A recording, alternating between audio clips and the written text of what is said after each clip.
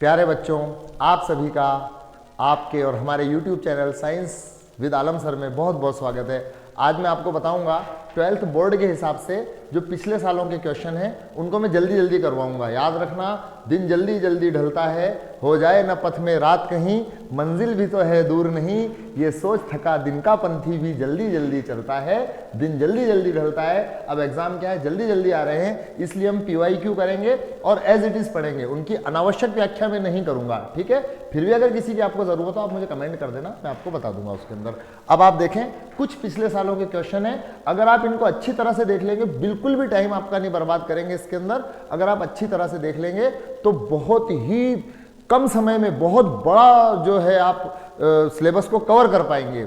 और एग्जाम के point of view से इतनी शानदार चीज है ये कि इतने कम समय में अगर आप इस वीडियो को जो देखेंगे तो आप ज्यादातर क्वेश्चन जो है वो एग्जाम में सही कर देंगे। ज्यादातर क्वेश्चन एग्जाम में इसी पैटर्न के आएंगे, आप देखना सारा पेपर इसी में से आएगा। देखिए क्वेश्चन नंबर 1, संक्रमण तत्वों में चक्रण चुंबकीय आघूर्ण ज्ञात करने का सूत्र लिखिए। ये सूत्र है μ = n+2। यहाँ पर n क्या है, आयुग्मित इलेक्ट्रॉनों की संख्या। एक्टिनम का Z इसका परमाणु क्रमांक है 89, तो इसका आपको क्या लिखना है, परमाणु, इसका आपको लिखना है इलेक्ट्रॉनिक विन्यास। तो देखो बच्चों, मैं इलेक्ट्रॉनिक विन्यास बताता हूं कैसे लिखेंगे अपन।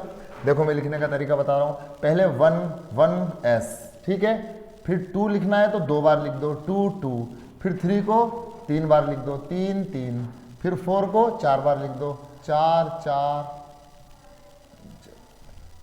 4 4 4 4, फिर 5 को 3 बार लिख दो, फिर 6 को 3 बार लिख दो, फिर 7 को 1 बार लिख दो। इस तरह करने के बाद 1s, 2 के साथ p, फिर सॉरी यहाँ पर 2 के साथ 1s2, 2s2 और 2p 6, फिर 3 के साथ s, p और d तीनों कर दो, फिर 4 के साथ s, p, d, f चारों कर दो, फिर 5 के साथ s, p और d कर दो, फिर 6 के साथ s, p और d कर दो, फिर 7 के साथ s कर दो, ठीक है। अब 89 इलेक्ट्रॉन भरना है आपको, सबको फुल कर दो।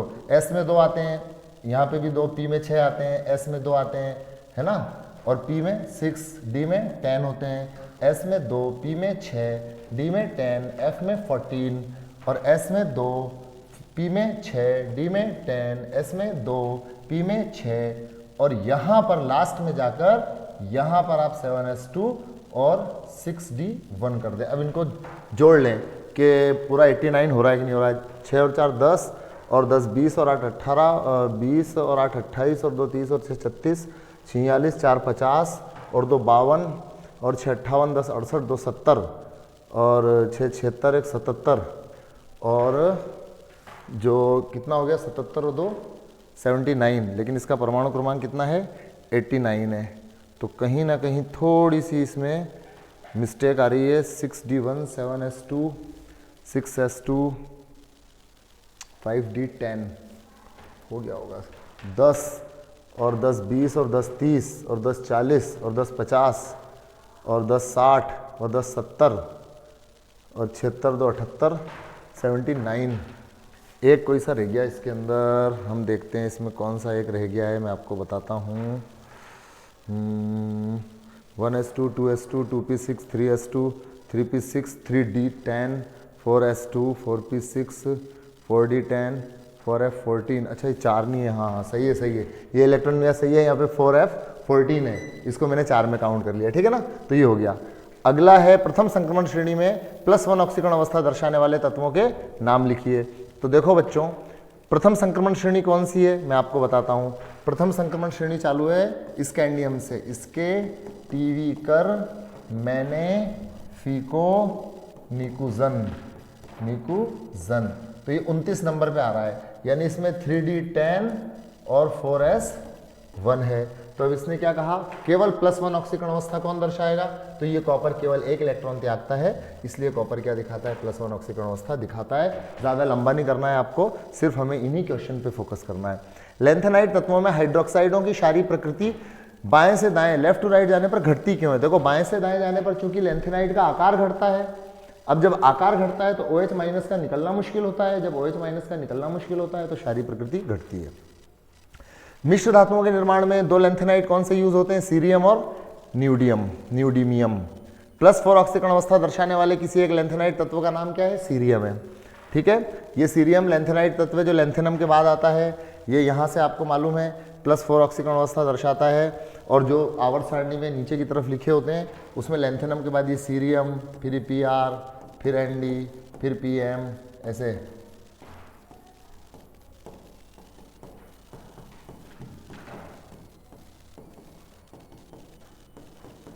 ये ल्यूटेशियम तक है ना। तो ये जो सीरियम है आपको याद रखना है, +4 ऑक्सीकरण अवस्था दिखाता है। अब मैं इसका व्याख्या कर सकता हूं, लेकिन एग्जाम के पॉइंट ऑफ व्यू से ये PYQ जो है, प्रीवियस ईयर क्वेश्चंस, इनको आप डायरेक्ट याद रखें, ठीक है ना। इसके बाद है संक्रमण तत्व अंतराकाशीय यौगिक क्यों बनाते हैं। देखिए मैं इसका आंसर दे रहा हूं आपको, क्योंकि संक्रमण तत्व के परमाणुओं का आकार जो होता है ना वो बड़ा होता है, तो उन बड़े बड़े परमाणुओं के बीच में छोटे छोटे हाइड्रोजन, नाइट्रोजन, ऑक्सीजन ये फंस जाते हैं। इनके फंसने की वजह से ये क्या बनाते हैं? अंतराकाशीय यौगिक बनाते हैं। लैंथेनाइड तत्वों में बाएं से दाएं जाने पर परमाणु त्रिज्याएं घटती हैं। क्यों घटती हैं? क्योंकि जब लैंथेनाइड तत्वों में बाएं से दाएं जाएंगे प्रभावी नाभिकीय आवेश बढ़ेगा। जब नाभिक का पावर बढ़ेगा तो नाभिक इलेक्ट्रॉनों को लपक के अपनी तरफ खींचेगा, ई ऐसे करके जब खींचेगा अंदर तो आकार क्या होगा? घटेगा लेफ्ट टू राइट जाने पर। इसके बाद है कौन प्रतिचुंबकीय है? तो मैं बता दूं, प्रतिचुंबकीय वो होता है जिसमें सारे इलेक्ट्रॉन युग्मित होते हैं, प्रतिचुंबकीय होता है। तो कॉपर में अभी मैंने आपको बताया 3d10 और 4s1 होता है, तो जब एक इलेक्ट्रॉन निकल जाएगा तो 3d10 बचेगा, यानी कॉपर +1 में सारे इलेक्ट्रॉन चूंकि युग्मित होते हैं इसलिए कैसा होता है? प्रतिचुंबकीय होता है, मतलब जो चुंबक से प्रतिकर्षित होता है। गैडोलिनियम, भैया ये नाम पढ़ने में ध्यान रखना थोड़ा है ना। गैडोलिनियम का सही इलेक्ट्रॉनिक विन्यास आपके सामने लिखा हुआ है, बुक में भी लिखा हुआ है, इसको ज़्यादा व्याख्या करके समय खराब करने की जरूरत नहीं है, ठीक है ना। अब 3D श्रेणी के अन्य तत्वों की तुलना में क्रोमियम व कॉपर, ये इंपॉर्टेंट क्वेश्चन है प्यारे बच्चों, तो देखना क्रोमियम और कॉपर। देखो अभी हाल हमने देखा, इसने क्या कहा कि द्वितीयक आयनन एंथैल्पियों के मान उच्च क्यों होते हैं, यानी दूसरा इलेक्ट्रॉन निकालने में बहुत ज़्यादा ऊर्जा की जरूरत क्यों पड़ती है? क्योंकि क्रोमियम आता है 24 नंबर पे, ठीक है ना।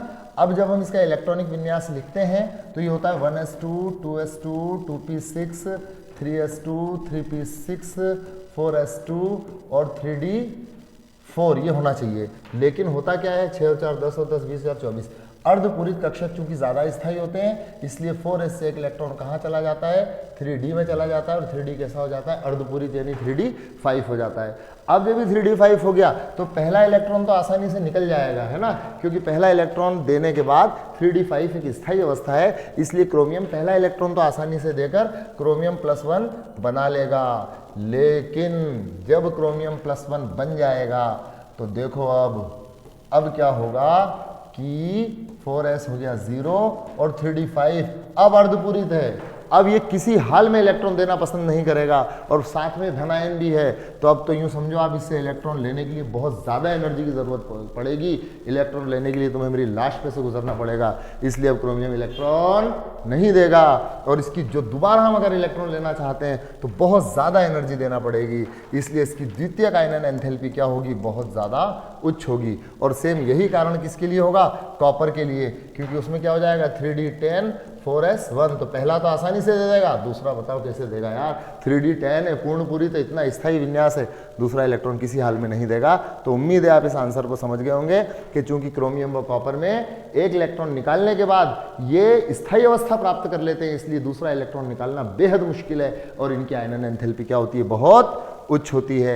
एफ ब्लॉक के तत्वों को दुर्लभ मृदा तत्व इसलिए कहा जाता है क्योंकि अर्थ क्रस्ट यानी भूपर्पटी पर इनकी मात्रा बहुत कम होती है। सर्वाधिक ऑक्सीकरण अवस्था रट लेना, सर्वाधिक ऑक्सीकरण अवस्था कौन दिखाता है? मैग्नीज दिखाता है। मैंने कल वाली वीडियो में आपको, जो विलियर वाली वीडियो है आप देखेंगे 1.5 घंटे में, जिसमें मैंने चैप्टर पूरा कवर करवा रखा है, थोड़ा सा 1-2 मिनट का टॉपिक उसमें छूटा हुआ है, तो उसमें मैंने आपको बताया है कि पीतल में उपस्थित जो पीतल एक मिश्र धातु है जो कॉपर और जिंक से मिलकर बनती है। लैंथेनाइड आकुंचन किसे कहते हैं? लैंथेनाइड तत्वों में बाएं से दाएं जाने पर प्रभावी नाभिकीय आवेश बढ़ने से लैंथेनाइडों का आकार क्या होता है? घटता है, इसे लैंथेनाइड आकुंचन कहते हैं। अनुचुंबकत्व तथा प्रतिचुंबकत्व की तुलना कीजिए। अनुचुंबकीय पदार्थ वे होते हैं जो चुंबकीय क्षेत्र की तरफ आकर्षित होते हैं, प्रतिचुंबकीय वे होते हैं जो चुंबकीय क्षेत्र से दूर भागते हैं। अनुचुंबकीय में अयुग्मित इलेक्ट्रॉन होते हैं, प्रतिचुंबकीय में सारे इलेक्ट्रॉन कैसे होते हैं? युग्मित होते हैं। सर्वाधिक संख्या में ये निकल चुका है क्वेश्चन, मैग्नीज होता है। लैंथेनाइड और एक्टिनाइड आंतरिक संक्रमण तत्व कहलाते हैं, ये रिक्त स्थानों में आया हुआ क्वेश्चन है ना, क्योंकि इनमें आने वाला अंतिम इलेक्ट्रॉन आंतरिक यानी n-2 f कक्षक के अंदर आता है। अंतराकाशीय यौगिकों के 3 लक्षण याद रखना है। क्वेश्चन बहुत महत्वपूर्ण क्वेश्चन है, ये सारे ही PYQ हैं। इनका पहला लक्षण तो ये है, अंतराकाशीय यौगिकों के का पहला लक्षण ये, इनके क्वथनांक काफी उच्च होते हैं, गलनांक भी काफी उच्च होते हैं, और इन यौगिकों की धात्विक चालकता चेंज नहीं होती है, और रासायनिक रूप से क्या हो जाते हैं, निष्क्रिय हो जाते हैं, मतलब स्थायी हो जाते हैं। संक्रमण धातुएं उत्प्रेरकी गुण क्यों प्रदर्शित करती हैं? रिक्त डी कक्षकों के कारण, ध्यान रखना। कॉपर +2 आयन के लिए प्रचक्रण, अभी हाल मैंने आपको बताया था ऊपर कि प्रचक्रण जो मान है उसका सूत्र क्या होता है, प्रचक्रण मान के सूत्र μ √n n+2, जहां पर n क्या है, अयुग्मित इलेक्ट्रॉनों की संख्या, तो कॉपर +2 है ना, तो कॉपर +2 का मतलब कॉपर का जो इलेक्ट्रॉनिक विन्यास है वो क्या है, लास्ट में 4s1 3d10, तो पहला इलेक्ट्रॉन जब निकालेंगे तो कॉपर +1, और जब 3d10 में से एक इलेक्ट्रॉन निकालेंगे तो कॉपर +2 यानी 3d9 बचेगा, और 9 को जब हम लिखेंगे तो इसमें एक अयुग्मित इलेक्ट्रॉन आएगा, जब एक अयुग्मित इलेक्ट्रॉन आएगा तो n का मान 1 होगा, जब n का मान 1 रखेंगे तो आंसर 1.73 बोर मैग्नेट्रॉन आएगा। इस तरह अपन इसका चुंबकीय आघूर्ण निकाल सकते हैं। और जिंक, कैडमियम, मरकरी तथा इसको संक्रमण तत्व क्यों नहीं मानते हैं, याद रखना है, तो सिंपल आंसर ये है, क्योंकि इसमें डी कक्षक पूरे भरे होते हैं। ठीक है, मिश्र धातु पीतल अभी हाल वापस पढ़ चुके अपनी, कॉपर तथा जिंक है, ये PYQ है, आप इन्हें जल्दी जल्दी करके देख लेना एक बार, है ना। निम्नलिखित यौगिकों के IUPAC नाम लिखिए। देखो मैं आपको इनके IUPAC नाम लिखकर बताता हूँ, है ना। पहला क्या है अपना, K4FeCN का होल 6, देखो K4FeCN का होल 6, तो IUPAC नाम लिखने का नियम क्या है अपना, कि पहले पॉजिटिव पार्ट का नाम लिखते हैं फिर नेगेटिव का लिखते हैं। अगर सरल आयन है तो उसकी संख्या का उल्लेख नहीं करते हैं, तो यहाँ पर 4 पोटेशियम हो या 40 पोटेशियम, उससे कोई मतलब नहीं है, नाम आएगा सिर्फ पोटेशियम, ना कि टेट्रा पोटेशियम। उसके बाद जब संकुल का नाम लिखते हैं तो पहले लिगेंड का नाम लिखते हैं। लिगेंड कौन है, जो धातु से जुड़ा रहता है वो लिगेंड है। कौन है, साइनो। साइनो कितने हैं, 6 हैं, तो पोटेशियम हेक्सा साइनो। ठीक, फिर धातु का नाम लिखेंगे, क्योंकि ये पॉजिटिव पार्ट है और ये नेगेटिव पार्ट है, धातु नेगेटिव कॉम्प्लेक्स में है, तो धातु के नाम के आखिरी में क्या लगाएंगे, 8 लगाएंगे, पोटेशियम हेक्सासाइनोफेरेट, और उसके बाद छोटा ब्रैकेट बनाकर इसमें धातु की ऑक्सीकरण अवस्था लिखेंगे। तो धातु की ऑक्सीकरण अवस्था कैसे निकालते हैं, यहाँ से 4K+ अगर हम हटाएंगे तो देखो इस कॉम्प्लेक्स पर, जिसे अपन समन्वय मंडल कहते हैं, जब इसमें से 4+ हटेगा तो यहाँ पर 4- आएगा। 4+ क्यों, क्योंकि एक पोटेशियम पर +1 होता है, तो 4+ हटेंगे तो इस पर 4- आएगा, तो इसकी ऑक्सीकरण अवस्था निकालना है, इसे x मान लो, एक CN पर -1 होता है, कैसे होता है याद रखना है आपको, तो x - 6 = -4, तो x = +2, तो यहाँ पर आ जाएगा इसका नाम हेक्सा, पोटेशियम हेक्सासाइनोफेरेट सेकेंड। ठीक है, और दूसरा नाम आप देखें कौन सा है, दूसरा नाम होगा ये वाला, मैं आपको यहीं पे करके बता देता हूँ इस नाम को। ठीक है, इसके अंदर क्या करना है, इसके अंदर देखो पोटेशियम, तो पोटेशियम आ गया, C2O4 को कहते हैं ऑक्जेलेटो, तो इसमें 3 है ना, तो यहाँ पे आएगा ट्राई ऑक्जेलेटो, ट्राई ऑक्जेलेटो, गलत लिखा हुआ है टेट्रा, यहाँ पर आएगा ट्राई ऑक्जेलेटो, और उसके बाद आएगा फेरेट। देखो मैं आपको अलग से करके बताता हूँ इस नाम को। चलो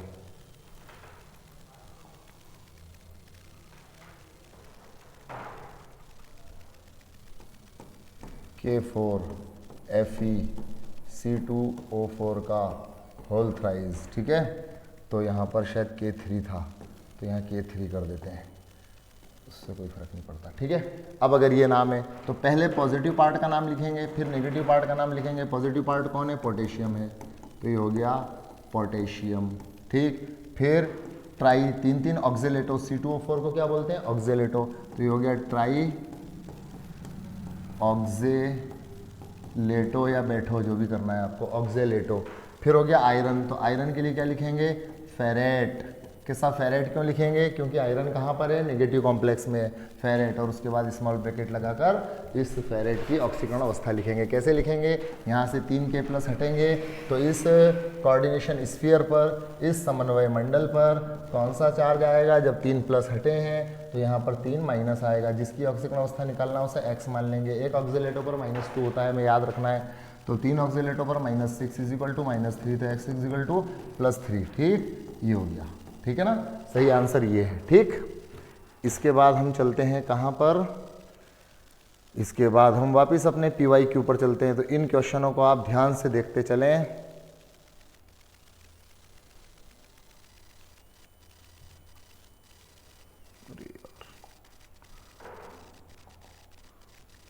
चलिए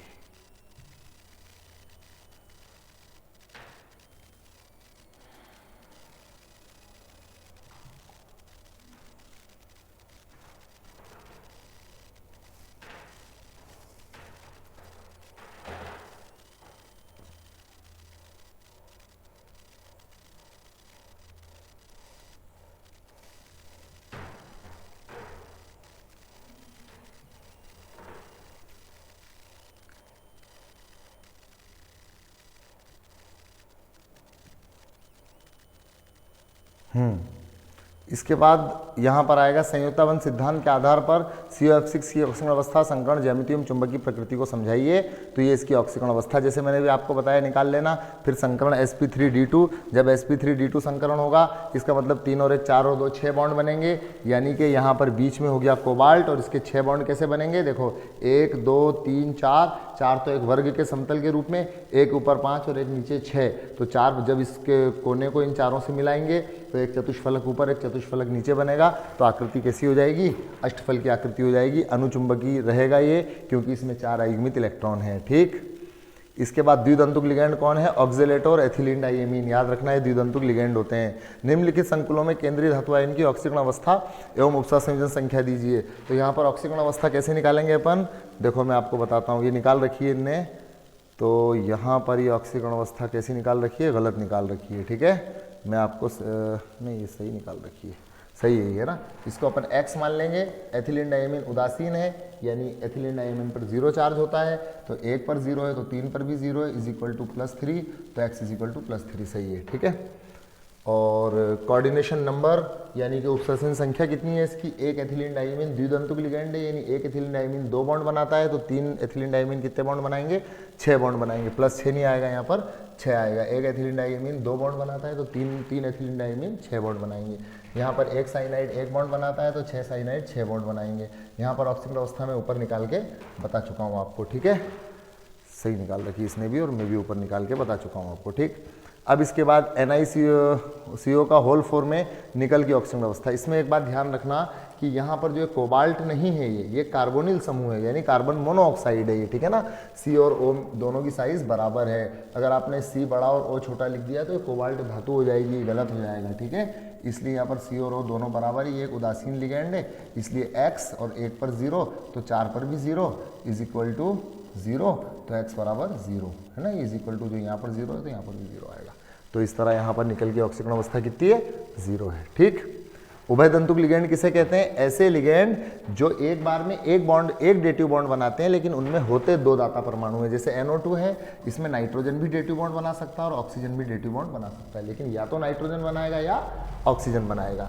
इसमें सल्फर भी बना सकता है और नाइट्रोजन भी बना सकता है, लेकिन या तो सल्फर बनाएगा या नाइट्रोजन बनाएगा। तो ऐसे लिगैंड जिनमें होते तो 2 दाता परमाणु है लेकिन एक बार में केवल एक दाता परमाणु ही डेटिव बॉन्ड बनाता है, उभयदंतुक लिगैंड कहलाते हैं। इस तरह हम इसका भी IUPAC नाम के वो बता ही चुका हूँ मैं ऊपर। संयुक्ताबंध सिद्धांत के आधार पर इस संकुल आयन की ज्यामिति यहाँ पर होगी वर्गाकार समतली ज्यामिति है। ठीक है ना, और इसमें अयुग्मित इलेक्ट्रॉन है इसलिए अनुचुंबकीय प्रवृत्ति का होगा ये। ठीक है, ये चतुष्फल की नहीं होगी, ये वर्गाकार समतली ज्यामिति है, इसकी ध्यान रखना है ना।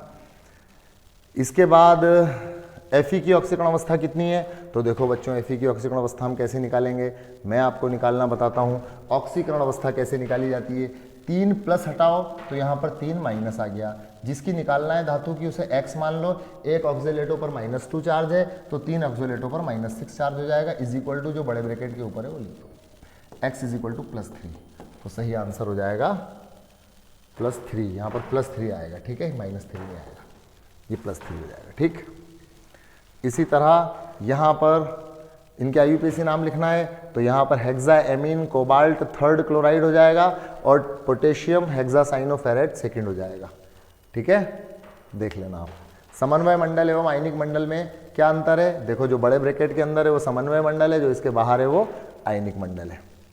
होमोलैप्टिक हेट्रोलैप्टिक संकुल क्या होते हैं, अगर बड़े ब्रैकेट के अंदर एक ही तरह का लिगेंड हो, जैसे सिर्फ एमीन है यहाँ पर लिगेंड, अगर एक ही तरह के लिगेंड हो तो होमोलैप्टिक संकुल, और अगर एमीन भी हो और कोई और लिगेंड भी होता, मान लो यहाँ पर साइनाइड भी होता है ना, यानी एक से ज़्यादा तरह के अगर लिगेंड है तो हेट्रोलैप्टिक कॉम्प्लेक्स।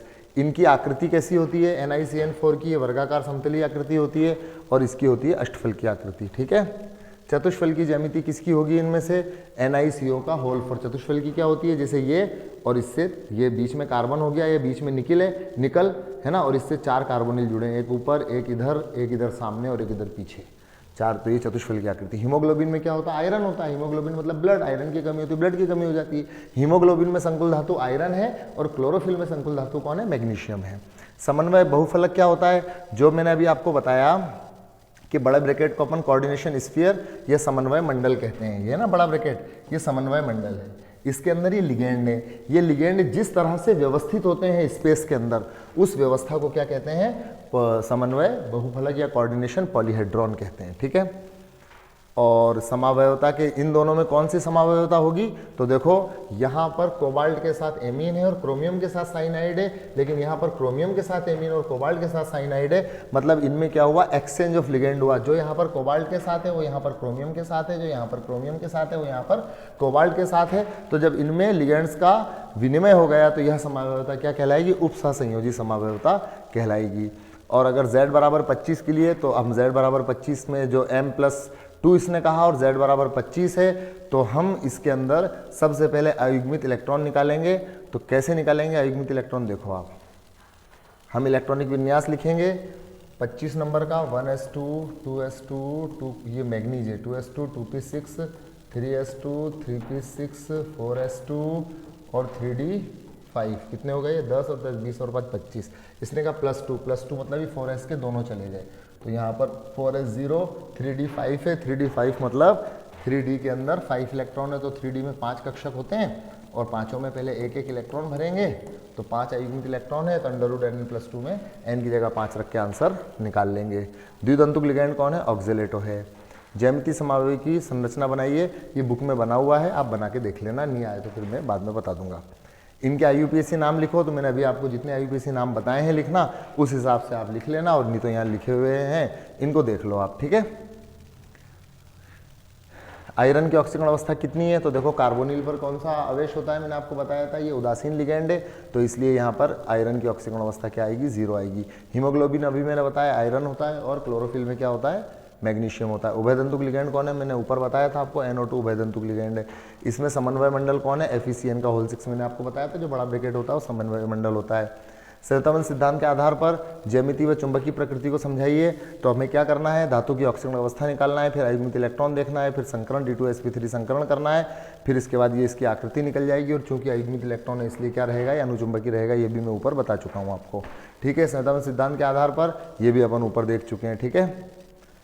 इसके बाद है वुड्स अभिक्रिया क्या होती है? ये देखो 2 एल्किल हैलाइड जब लेंगे RX यहाँ पर कैपिटल आएगा। ठीक है ना, ये बालिका ने लिखने में थोड़ी मिस्टेक कर रखी है। ये 2 RX होंगे, तो 2 Na के साथ 2X जाएंगे, तो 2 R आपस में जुड़ जाएंगे और एल्केन बन जाएगी। ये अभिक्रिया क्या कहलाती है? वुड्स अभिक्रिया कहलाती है। याद रखना, इस अभिक्रिया में बनने वाली एल्केन में कार्बन परमाणुओं की संख्या एल्किल हैलाइड की दुगनी होती है। एल्किल हैलाइड है RX और एल्केन बन रही है RR, तो जितने कार्बन इसमें है उससे दुगने कार्बन इसमें है, इसलिए वुड्स अभिक्रिया का उपयोग कार्बन श्रृंखला के आरोहण में यानी कार्बन की संख्या बढ़ाने में किया जाता है। ठीक है। DDT का फुल नाम क्या है? डाइक्लोरो डाइफेनिल ट्राइक्लोरो एथेन है ना, para dash dichloro diphenyl trichloro ethane किताब में लिखा हुआ है। एल्किल हैलाइडों को SN1 क्रिया के प्रति क्रियाशीलता के बढ़ते क्रम में व्यवस्थित कीजिए। एक बात आप हमेशा दिमाग में बिठा लें कि SN1 और SN2 100% क्वेश्चन आएगा। SN1 वो अच्छी तरह दिखाएगा जिसका कार्ब केटायन ज़्यादा स्थायी है। तो ज़्यादा स्थायी कौन सा होता है? 3 डिग्री, उससे कम 2 डिग्री, उससे कम 1 डिग्री, यानी SN1 की क्रियाशीलता का ये क्रम होगा। SN2 अच्छी तरह कौन दिखाएगा? जिसमें त्रिविम बाधा कम होगी, है ना, स्टीयोरिक हिंड्रेंस, यानी कि त्रिविम बाधा क्या होगी? कम होगी। तो त्रिविम बाधा किस में कम होती है? 1 डिग्री में कम होती है सबसे अच्छी तरह। 1 डिग्री, 2 डिग्री और 3 डिग्री तो बिल्कुल ही नहीं दिखाएगा। तो अब हम देखें इसने क्या पूछा हमसे यहाँ पर SN1 के लिए। तो SN1 का आंसर देंगे किसके आधार पर? हम कार्ब केटायन का स्थायी। तो सबसे ज़्यादा स्थायी कौन होता है? 3 डिग्री। तो सबसे ज़्यादा क्रियाशील 3 डिग्री होगा, उससे कम 2 डिग्री और उससे कम 1 डिग्री और उससे कम ये होगा मेथिल हैलाइड। ठीक है। अब यहाँ पर इसने कहा है, बहुत इंपॉर्टेंट क्वेश्चन है कि अल्कोहलिक KOH है तो अल्कोहलिक KOH का काम क्या होता है, विलोपन करना, HX को हटाना, H यहाँ से जाएगा, X यहाँ से जाएगा तो CH2 बचेगा, CH2 double bond CH2। Peroxide की उपस्थिति में क्या होगा, जब भी डबल बॉन्ड टूटेगा तो एक जगह पर H जुड़ेगा, एक जगह पर Br जुड़ेगा। लेकिन अगर परऑक्साइड नहीं होता तो हाइड्रोजन वहाँ जुड़ता जहाँ पर हाइड्रोजन पहले से अधिक है, यानी इन दोनों में इस पे हाइड्रोजन जुड़ता है, इसे कहते हैं मार्कोनिकॉफ नियम। लेकिन चूंकि यहाँ पर परऑक्साइड मौजूद है इसलिए कौन सा नियम लगेगा, एंटी मार्कोनिकॉफ नियम, यानी हाइड्रोजन वहाँ जुड़ेगा जहाँ पर हाइड्रोजन कम है और ब्रोमीन दूसरे वाले कार्बन पे जुड़ जाएगा, तो प्रोडक्ट ये बन जाएगा। ठीक है, रैसिमिक मिश्रण किसे कहते हैं, देखो प्यारे बच्चों, ऐसा मिश्रण, ऐसा मिश्रण, ये ऐसा मिश्रण है मेरे प्यारे बच्चों कि जिसके अंदर है ना, जिसके अंदर 50% तो प्रकाश को क्लॉकवाइज घुमाने वाला अणु है और 50% कौन है, प्रकाश को एंटी क्लॉकवाइज घुमाने वाले अणु हैं। 50% क्लॉकवाइज घुमाएंगे, 50% एंटी क्लॉकवाइज, तो ना क्लॉकवाइज घूमेगा ना एंटी क्लॉकवाइज घूमेगा, है ना। तो ये प्रकाशिक असक्रिय रहेगा, अध्रुवण घूर्णक रहेगा, प्रकाश को नहीं घुमाएगा, तो ऐसे मिश्रण को रेसिमिक मिश्रण कहते हैं। ठीक है, और यह घटना रेसिमीकरण कहलाती है। एवं भी बताओ तो देखो, बेंजीन डाइजीनियम क्लोराइड कॉपर के चूर्ण से NNO2 की उपस्थिति में नाइट्रोबेंजीन बनाएगा और फिर इसका जब अपचयन कर देंगे 2 ऑक्सीजन हटेंगी, 2 हाइड्रोजन जुड़ेंगी तो एनिलीन बन जाएगा। फिंकेल्स्टाइन अभिक्रिया में यहाँ पर X कैपिटल आएगा। फिंकेल्स्टाइन में एल्किल हैलाइड ही होता है लेकिन एल्किल आयोडाइड बनता है, ये भी एल्किल हैलाइड ही है, बस एक्सचेंज ऑफ हैलोजन होता है, ये ध्यान रखना, हैलोजन का विनिमय होता है, यानी यहाँ पर जो भी X है वो हट जाएगा और उसकी जगह पर आयोडीन आ जाएगा, तो ये अभिक्रिया क्या कहलाती है, फिंकेल्स्टाइन अभिक्रिया कहलाती है। एरिल हैलाइड नाभिक रागी प्रतिस्थापन अभिक्रियाओं के प्रति कम क्रियाशील क्यों होते हैं, ये नाभिक रागी प्रतिस्थापन अभिक्रियाओं के प्रति कम क्रियाशील इसलिए होते हैं एरिल हैलाइड, क्योंकि इनमें जो कार्बन है वो sp2 संकरित होने की वजह से अधिक विद्युत ऋणी होता है और इनमें अनुनाद होता है, इसलिए ये स्थायी हो जाते हैं। और वो जो इसके अंदर देखो, मैं चित्र बना के बता देता हूँ, ये बेंजीन है और ये हैलोजन है, तो अनुनाद से इस बॉन्ड में क्या होता है, इसके अंदर डबल बॉन्ड के लक्षण आ जाते हैं, ये बॉन्ड थोड़ा सा स्ट्रांग हो जाता है तो इसका टूटना मुश्किल है, ये कार्बन sp2 संकरित हो जाता है तो X का निकलना मुश्किल है। इन सारे कारणों की वजह से एरिल हैलाइड क्या होते हैं, नाभिक रागी प्रतिस्थापन अभिक्रियाओं के प्रति कम क्रियाशील होते हैं। SN2, तो मैंने आपको बताया था SN2 कौन अच्छी तरह दिखाएगा, जिसमें त्रिविम बाधा कम होगी, तो सबसे कम त्रिविम बाधा 1 डिग्री में, उससे कम 2 डिग्री, उससे ज़्यादा त्रिविम बाधा 2 डिग्री में और सबसे ज़्यादा 3 डिग्री में, तो सबसे आसानी से SN2 कौन देगा, 1 डिग्री देंगे। CH3Cl, तो CH3Cl यानी मेथिल क्लोराइड का कक्षक आरेख अगर बनाना है प्यारे बच्चों, तो देखो क्या करना है आपको, CH3Cl में आप देखो इस कार्बन से 4 सिग्मा बॉन्ड बने हुए हैं, तो ये कार्बन है, इसका संकरण 4 सिग्मा बॉन्ड है, तो इसका मतलब sp3 संकरित 4 कक्षक हैं इसके पास, 1 2 3 4, ये चारों sp3 संकरित कक्षक हैं कार्बन के। इन 4 में से 3 से तो कौन जुड़ गया, हाइड्रोजन, तो 3 तो हाइड्रोजन हो गया, 1 से कौन जुड़ गया, क्लोरीन, तो ये CH3Cl का क्या हो गया, कक्षक आरेख हो गया। वुड्स फिटिंग अभिक्रिया क्या होती है, देखो अगर वुड्स अभिक्रिया पूछे तो दोनों एल्किल हैलाइड लेंगे और फिटिंग अभिक्रिया पूछे तो दोनों एरिल हैलाइड लेंगे, और वुड्स फिटिंग पूछे तो एक एरिल हैलाइड और एक एल्किल हैलाइड लेंगे और 2 Na लेंगे, एक 2 Na के साथ X और Na के साथ X और R और बेंजीन को आपस में जोड़ देंगे, वुड्स फिटिंग अभिक्रिया हो गई। एल्किल क्लोराइड जलीय KOH के साथ अभिक्रिया करने पर अल्कोहल बनाता है, क्यों, क्योंकि प्रतिस्थापन अभिक्रिया होती है। देखो मैं आपको समझाता हूँ प्यारे बच्चों, ये एल्किल हैलाइड है, अगर इसकी रिएक्शन एक्वस KOH यानी जलीय KOH से करेंगे तो क्या होगा, X हटेगा और उसकी जगह पर OH आ जाएगा, प्रतिस्थापन अभिक्रिया होगी, ठीक है। लेकिन अगर एल्कोहलिक KOH से करेंगे, जैसे कि CH3CH2X, यहाँ पर लिया हमने क्या, एल्कोहलिक KOH, तो फिर अब क्या होगा, प्रतिस्थापन की बजाय विलोपन होगा, H यहाँ से और X यहाँ से, तो CH2 डबल बॉन्ड CH2 मतलब एल्कीन बनेगी। तो याद रखना, एक्वस KOH में प्रतिस्थापन अभिक्रिया होती है और एल्कोहलिक KOH में विलोपन अभिक्रिया होती है, ठीक है।